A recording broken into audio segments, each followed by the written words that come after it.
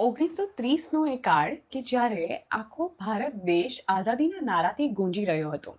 સાબરમતી આશ્રમથી જ્યારે દાંડી કૂચની શરૂઆત થઈ ત્યારે મહેતા કામદાર પરિવારના મૂળશંકરભાઈ મહેતાએ પણ આઝાદીના આ યજ્ઞમાં આહુતિ આપવાનું શરૂ કર્યું. એક અત્યંત ધનિક વણિક પરિવારમાં જન્મેલા દીકરા માટે સુખ સાહેબીની કોઈ જ કમી નહોતી, છતાં તેણે રાષ્ટ્ર સેવાનો કાંટાળો માર્ગ પસંદ કર્યો. આઝાદીની લડતમાં આ મૂળશંકરભાઈ કુલ 4 વખત જેલમાં ગયા. જેલમાં તેમને જે કષ્ટ અને શારીરિક યાતનાઓ આપવામાં આવતી હતી તે કોઈ પણ સામાન્ય માણસને તોડી નાખવા માટે પૂરતી હતી. પરંતુ નૌતમલાલ મહેતાના દીકરાનું ખમીર જુદું હતું.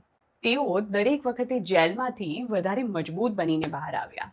બ્રિટિશ સત્તા સામે ઘૂંટણ ટેકી દેવાની જગ્યાએ તેમણે જેલના સળિયા પાછળ રહેવાનું વધુ પસંદ કર્યું. પરંતુ તેમનો ખરો પરિચય તો જેલમાંથી બહાર આવ્યા પછી મળ્યો.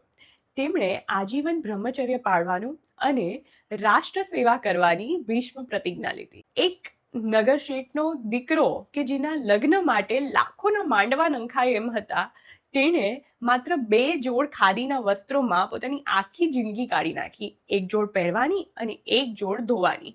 બસ આટલી જ સંપત્તિ તેમની પાસે હતી. અને તેમની સેવાનું સાચું સમર્પણ તો એ હતું કે તેઓએ આજીવન પગરખા ના પહેરવાની પ્રતિજ્ઞા પણ લીધી હતી. ધોમધકતી લૂ હોય ઉનાળાની કે પથરાર ખડકો, તેઓ ખુલ્લા પગે ચાલ્યા જતા.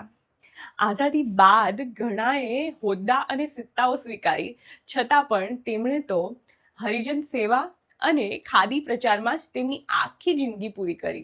મહેતા પરિવાર માટે આ એક ગૌરવવંતી પરંતુ ભાવુક ક્ષણ હતી. નૌતમલાલ મહેતાએ પોતાના વંશના વારસદારને એક ફકીરની જેમ જીવતા જોયો.